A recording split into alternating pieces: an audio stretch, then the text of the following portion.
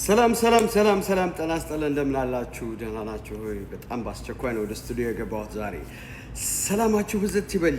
አሁን ያላችሁት የማይኮና አዲ ብሮድካስት ላይ ነው። ቀረጻውን እያደረግን ያለነው አንድ አባትን ታሪክ ልናሳያችሁ ነው። እኚህ አባት ዛሬ ወደኛ መጥተዋል።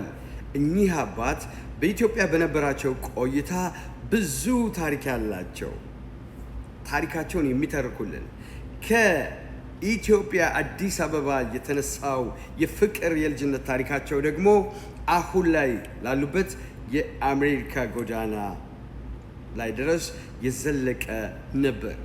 ለምን እንዴት ጎዳና ላይ ወጡ? የፍቅር ታሪካቸው ምን ይመስላል? እኚህ ሰው ማን ናቸው? አሁን የምንጠይቃቸው ይሆናል።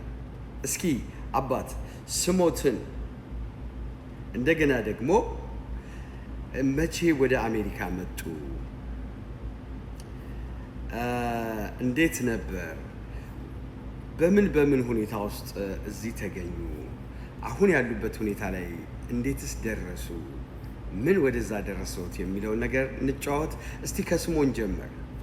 ስሞን ማን ልበል?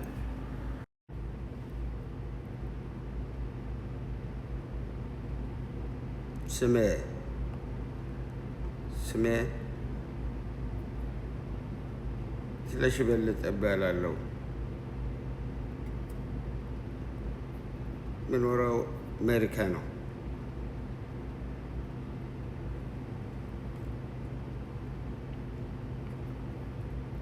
እኔ ጥሩ ህይወት የነበረኝ በልጅነቴ ያፈቀርኳት ፍቅረኛዬ ዛሬ ጥላኝ ጠፋች። የምኖረው አሜሪካ ነው። አሁን ያለሁት እዚህ ነኝ፣ አሜሪካ። ስሜ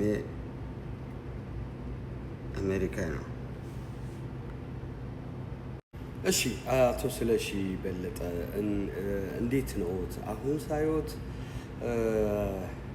እንግዲህ በጣም ብዙ ነው ተመልካቾቻችን። የሆነ ነገራቸው እጃቸው ይንቀጠቀጣል። በደንብ መናገር፣ በደንብ ቀና ብለው ሰው ማየት ብዙም አይችሉም። የሆነ የድሮ ያለፈ ነገራቸው ውስጥ ይገባሉ፣ ታሪካቸው ውስጥ ይገባሉ። ብዙ ነገር ሉዝ እንዳደረጉ ያስታውቃል። እና በደንብ እንጠይቃቸዋለን። ሕክምናም እንዲያገኙ እንግዲህ ለማድረግ እንሞክራለን። በዚህ በእኛ ተቋም እኔና ባለቤቴ በዚህ ባለን